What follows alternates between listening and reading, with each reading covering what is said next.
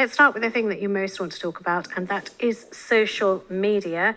Let's go to Guy Holder first. Hello, Guy. Oh, hi there. Hi, Anita. Hi Thank there. you. Hi, you're calling us from London. You're a teacher, I understand. That's correct, yes. So tell me, are you seeing, first of all, let's do it right from the basics. Are you seeing harm to the young people around you? Well, I think all teachers have seen the harm. It's common knowledge in education that smartphones and social media have been harming children for decades now. And it's a huge, huge problem. And the reason I wanted to call is because the smartphone is really the problem. I think don't get me wrong, I do believe that we should age restrict social media, but the smartphone is the gateway to the social media. It's just a harmful device for children. It's an adult product. And I think we should really use this opportunity of these court cases in America to focus on the smartphone, to focus on the device and delay the age that we give them to children, because we're just giving them to children far too young, and it's really hurting them. Okay, so look, so your clarion call is to parents is do not give your child a smartphone. Till what age, do you say? Because I do want to talk about the social media ban in particular, because that was what was discussed. But let's deal with the point of putting a phone in your kid's hand. What age should that happen? Well, I've actually co-founded an organisation called Set at 16 with Kitty Hamilton and Tom Cox. And we believe that it should be delayed until at least 16. And there's plenty of other people out there who also agree with this viewpoint. And it obviously complements the idea of delaying social media until at least 16. The device, the smartphone, of course, it has a camera, backwards and forwards facing camera, which allows the children to photograph themselves and others and send it to people. That's really, really problematic if you're connected to the internet. Yeah. So I understand your position on smartphones, as I've said. But on the social media, I mean, wouldn't actually having some really strong legislation that makes social media companies, these sort of monoliths that exist, more accountable for what the effects of using their platforms is, does that not actually go a huge way in solving problems? I don't really think it will, actually. Why not? But why not? Well, you said it yourself in a way. It's sort of these hugely powerful corporations. They're so powerful. I mean, Ofcom has issued fines on various corporations, big tech companies, and they're just not paying them. I don't know if you're aware of that. There's quite a few fines. They just mock Ofcom. Well, I know what the social media companies, these giants, are saying about the court case in Los Angeles. I mean, they're saying we're going to actually challenge this. We're going to appeal. Absolutely. And we cannot say that a single app is responsible for a teen mental health crisis. And Google is saying that YouTube is not a social network. Don't pile us in with that. Listen, thank you for your call. I'm gonna talk to somebody who's maybe got a very close relationship with this subject. Oriel Britton, hello. Hi, Anita. It's Oriel here. Hi, Oriel. Yes, I think social media should be banned for everybody under 16. And even when people do turn 16, I think you should choose just one. I'm quite concerned. I agree really with everything that Guy has just said. I'm concerned about sort of 13-year-old girls sharing their data with Meta. This sounds to me like a most unedifying thing. Also, this long list of terms and conditions that you have when you sign up to things on the internet. How is a teenager supposed to understand, like a sort of a legal agreement? There wouldn't be any other situation in life when you would ask them to do that. When I look back over my own life, I'm the blind lady that sings, and I'm 51 now, believe it or not. And if we'd had social media around when I'd been a teenager, it would have been a nightmare, Anita. I would have disgraced myself on it, mostly over relationships, and I would have had to change my identity. There are a number of things which happened in the 1980s when I was growing up, disasters, where I am very relieved. I thank God for the small mercy every day, practically, that there are certain things which happened when there were no smartphones or social media. So I take that point, but this case was considering the addictive nature of these things. It had sort of a narrower parameter than that, saying that they are designed to put in the hook and then reel you in and not let you off that hook. And that young people have less ability to be discerning, to unhook themselves.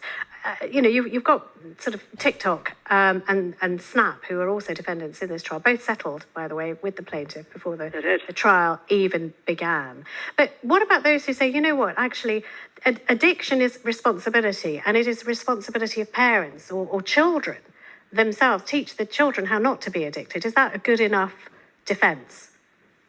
No, I think if adults can't control, incidentally, I use social media I'm hardly ever on it. I'm only on it a bit for professional purposes. It's mainly a time issue, and I hate Meta. But if adults can't seem to regulate their own behaviour on it, why has anyone expected the immature brain of a child to do the same? I can't think of a single period in history which would have been improved by people, especially young people, going on social media.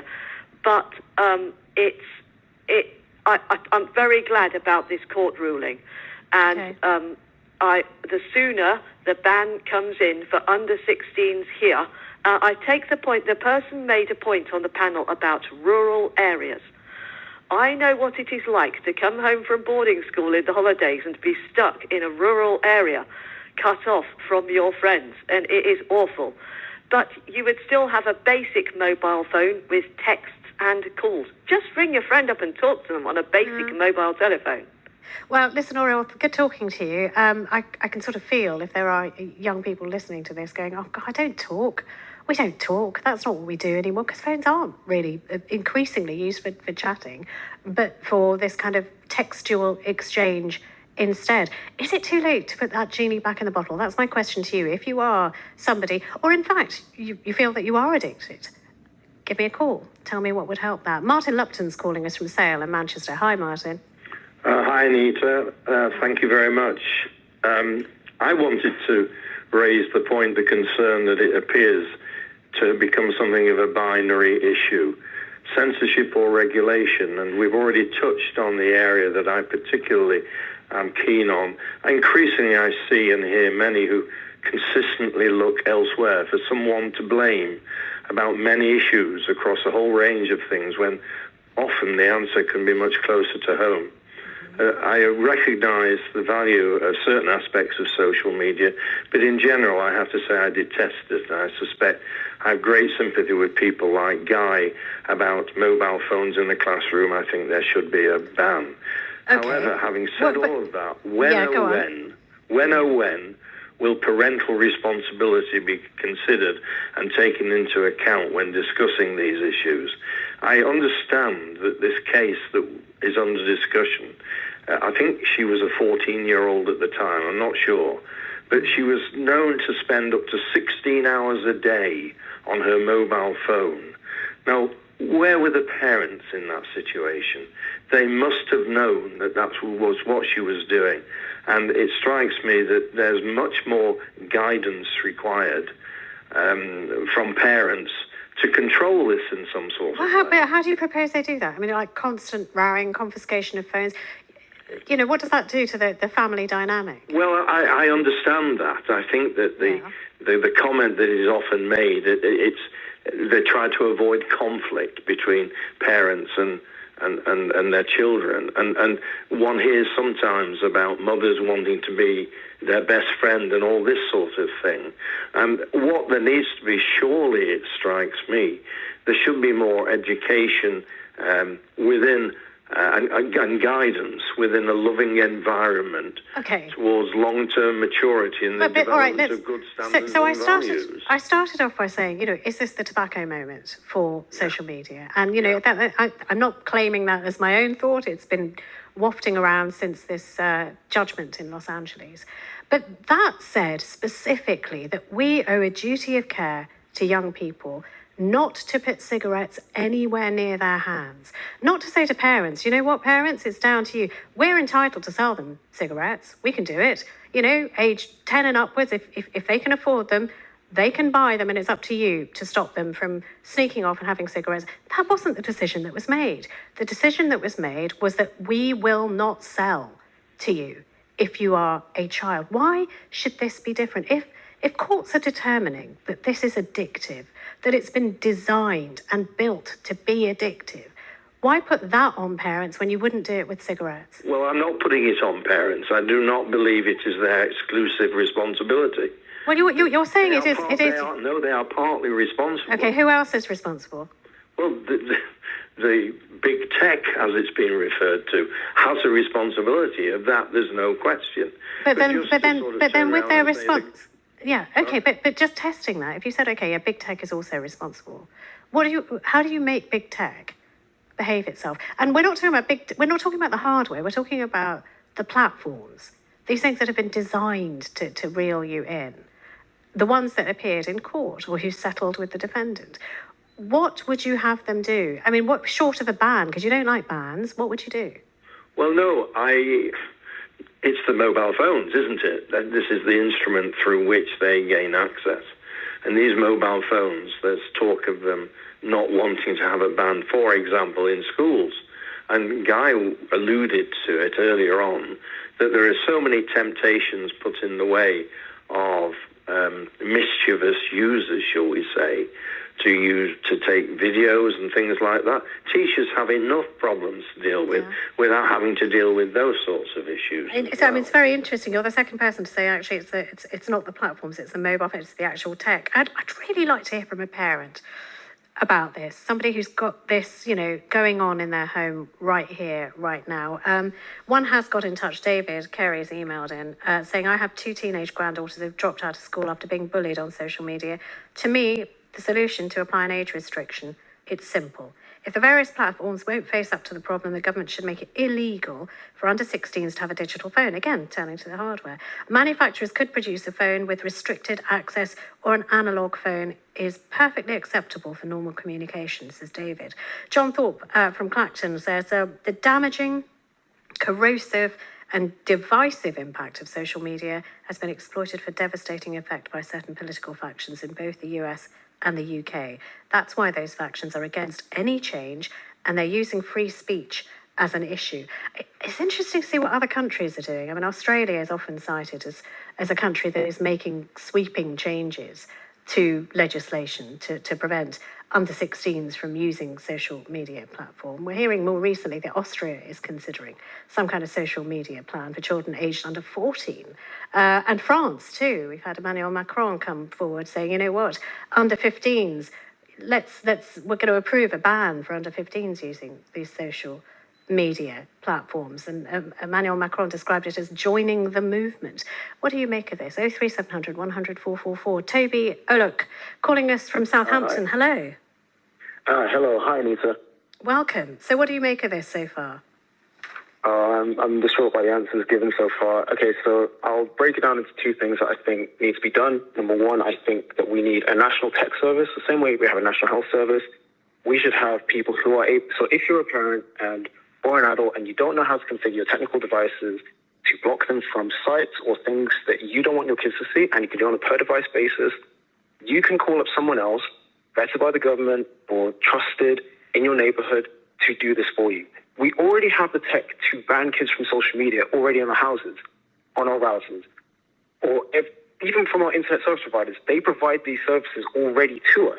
I mean, you're talking about high security settings that will filter out certain sites, certain words, certain imagery, yeah? Yes, and it's already there. And also, the education on how to configure that as well. These things are already there. They already exist. And they're easily configurable. They are things that I feel like parents should know. And there should be, in the same way that we have, all of the smoking health guidelines, all this, that, and the other, we should be putting out leaflets for that so that way parents know that this, number 1, this is a thing that is available. And number 2, here's how you can do it. And 3, if you don't know how to do it, here's someone who can help you do it at a time that's convenient to you. Okay, so let's test the theory though, because there is the whole thing of it's a joke, it's a running joke, isn't it? That adults don't know how to program their remote controls, but the kids do.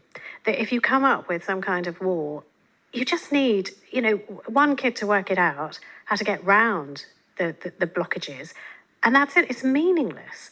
What makes you think that these bars and these filters that exist already are not circumventable by young people?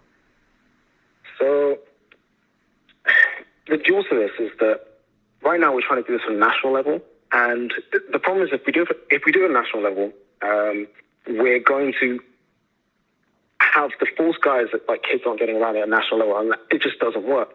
Whereas with this, at least at the very least, the parents know what the entry points are. I mean, the way to get into a router these days is with a username and password. So long as your kid never knows what that password is, there is no way that they can reconfigure that router. Yes, they could try and factory reset it, but at what cost? Mm-hmm. If you set it up in such a way that, even when they factory reset it, it puts the filters back on, that's completely fine. Okay. And then as well, if you buy their mobile phone internet as well, you can also set the filters on that. So you would fund these sort of doctors' clinics, or these sort of social media clinics in every area, saying, look, just take your stuff in, and we'll tell you how to, or we'll come around and do it. At what cost and who pays? Like I said, at this point, it probably should be a national service. In the same way we have the NHS, have it the NTS, the National Tech Service. Well, I mean, one of the things we are discussing is the resident doctors dispute because of pay, and sort of, I just wonder about financing that. Toby, though, interesting. Thank you very much. Let's take another call on this. Jennifer Jennings calling us from Sidmouth. Hi, Jennifer. Hello, Anita. Hi. Hi, welcome. Okay, so thank you. To ban or not to ban, Jennifer? Is it the parents' responsibility? Is it the government's responsibility? Is it the social media companies' responsibility? What do we do? Well, I think it initially lies with the parents. I've got a 23-year-old who didn't have a smartphone until he was 15, and I know that must sound very cool in a lot of ways, but I was passionate about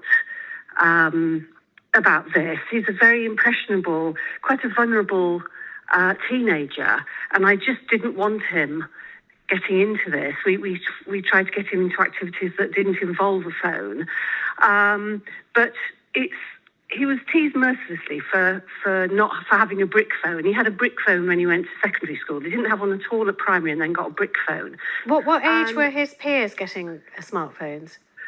Well, they had them at the end of primary, sort of year 5, year 6. They were and all of them by sort of the beginning of secondary.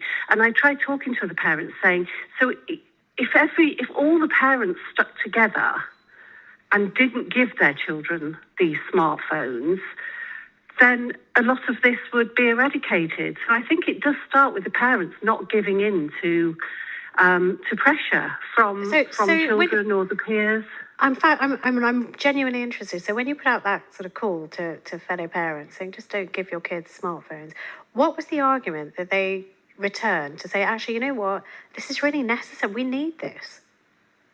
Yeah, a lot of them said about safety, about coming home from school, about travelling. But an ordinary, my son did have a phone, but it was what we would call a brick phone. It texted and the kind. It just text and you could phone on it. But so my argument wasn't against phones; it was against smartphones. No, I understand, but the thing that's smart. So I've heard the arguments from parents too, because I'm privileged enough to do this program, so I hear all sides a lot of the time. Yeah, and I've heard it said, you know what? Actually, smartphones are really helpful because they have tracking.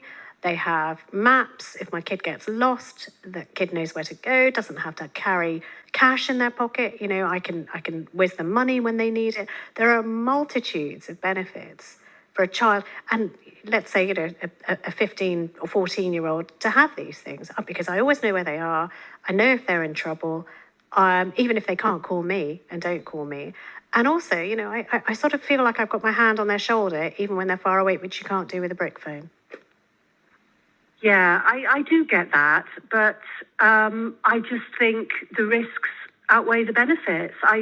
We all manage without having these. If they have a phone that they can ring and text, I think that should be enough. I don't think you have to have a tracker on your child 24/7. I don't think for most children that's necessary. Okay, and if they are in trouble... Yeah. Sorry, go on. I was going to say that you made the point. Thank you. Just a couple of other thoughts just to throw into the mix here. The chief executive of Meta, you might have heard of him, Mark Zuckerberg, he gave evidence at this trial, and he said, look, I built these platforms to have a positive impact in people's lives. Do they have positive impacts on people's lives? We heard the free speech argument, and I just put forward what I heard some parents say, that these smartphones allow us to do a lot of things that, okay, we don't like the social media side of things, but they do good. Should we be turning on the hardware, or is it the platforms themselves? Are we looking at the wrong target here? We've had 3 callers saying, actually, take the phones out of people's hands. 03700 100 444. Who do we go to next? Let's go to Melanie Lloyd, who's calling us from Swansea. Hi, Melanie. Hi, good afternoon. Good afternoon, welcome. Yes, what I'm concerned about is the arguments being used against a ban. Mm-hmm. Now, we already have experience of banning things that we know are harmful to young people and children. The obvious case in point is alcohol. We have a blanket ban that you can't, go out drinking if you're under 18. What we don't say is, well, they're going to get around the ban anyway, which is what some people in your programme said. Young people, they can use VPNs, they'll get around it. Well, we know that young people get around drinking. We know, probably from personal experience, let's be quite frank, that you can get around the alcohol laws. But that doesn't mean we give up and say, well, we'll just let them go into pubs anyway, and we let the pub landlords regulate what they can drink. Mm. If you use that argument, that's basically the argument they're using with opposing a social media ban. Well, I think a ban is a simple one. Right, but what about the idea that actually, genie's out of the bottle. We have a generation, and maybe 2 generations now. We've got 2 generations. We have young people who are much more connected than we used to be. And that idea, sort of that 50s idea of, we after school, we all gather around, if it's in America, it's always a milkshake float place, isn't it? That was the place people got together. Or here, around, a local tuck shop or something. Those days are gone. That's not how we live our lives. That's not how they live their lives. So how do you then push them back into an era that is gone, that is kind of part of our nostalgia? We have an era right now where people connect with each other through, texting, WhatsApping, phoning, snapping each other, sharing pictures of where they are today. How do you then, if that's out there already, take it away? They can do all of those things without being on social media. You can text, you can WhatsApp, you can take photographs of each other, you can make little videos of your friends. You can do all that without social media. That's one thing. The second thing is, waiting for social media to regulate itself will be a long wait, because they will be very reluctant to change an obviously very successful algorithm. And when we're waiting for that regulation to happen, this mass social experiment is being carried on the brains and the minds of our young people. I think, a ban is simple and easy. Yes, and children will get round it. Young people will get round it. But we shouldn't use that as an excuse. It's as harmful. Many people feel it's as harmful to mental health as alcohol is to your body. Thank you very much for your call. About it. Okay, 03700 100 444. Andy Kinnear calling us from Newport. Hi, Andy. Hi, Anita. Thanks for having me on the programme. That's okay. Just ban it, Andy. It's not good for them. They don't need it. Correct. Everything that everyone's been saying are all variations of the right kind of thinking. Ban it for under 16-year-olds because children and young teenagers, they're growing, they're developing, they're learning. And we don't want them to be learning to cut people off or to disregard people's perspectives or just be outright rude. So, first of all, as your previous caller was saying, we don't let kids have alcohol. We don't encourage them to smoke.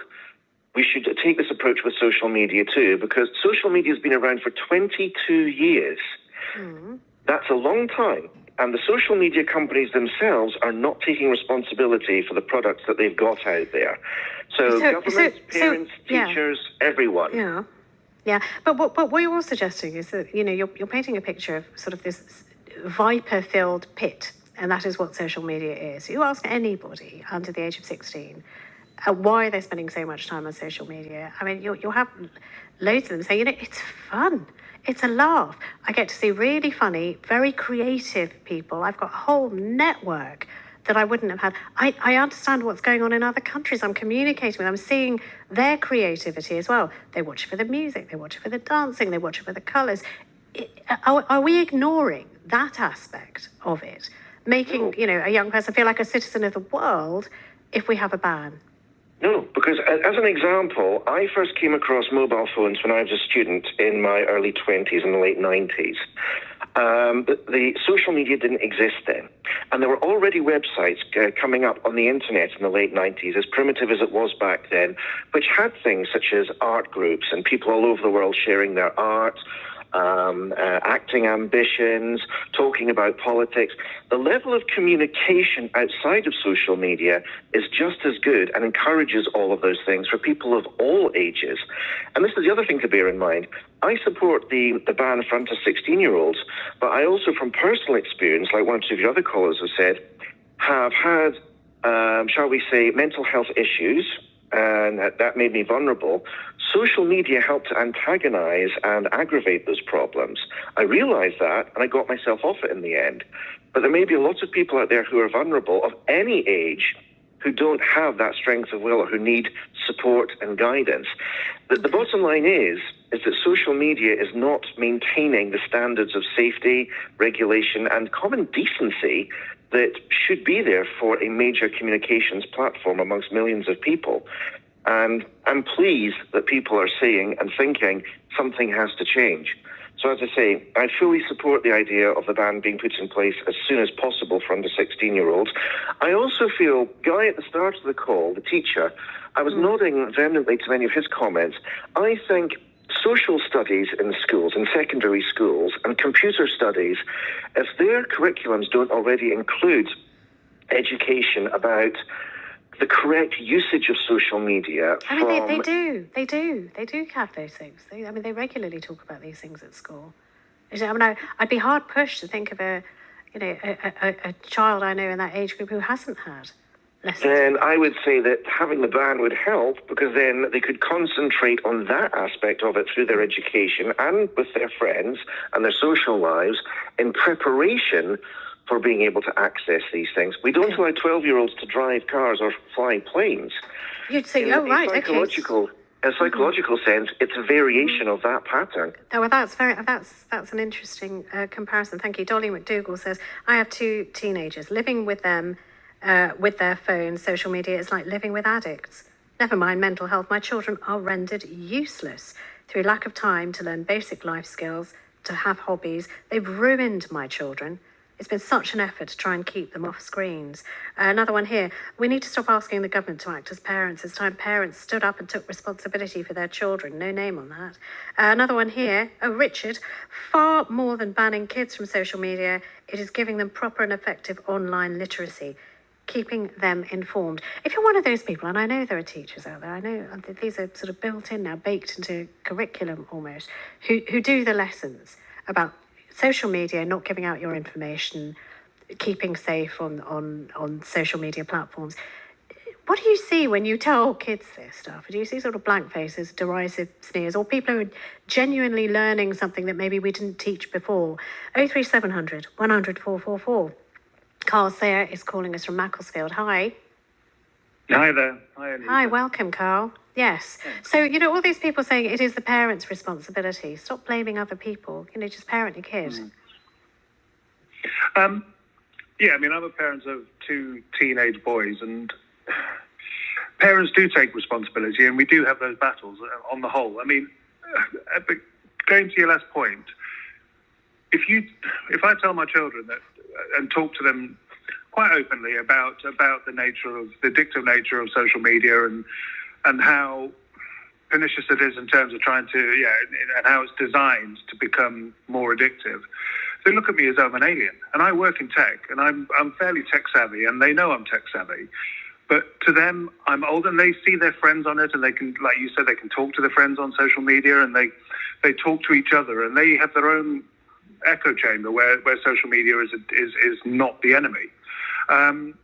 And yeah, we do ban the phones, and we do limit the phones. They don't take the phones to bed at night, and they don't have the phones in the bedroom overnight, and all those kind of things. But it's just a constant battle, and the children under the age of 16 don't have the capacity. They're intelligent, and they're erudite, and they're amazing creatures, amazing human beings, but they're still learning, and they don't.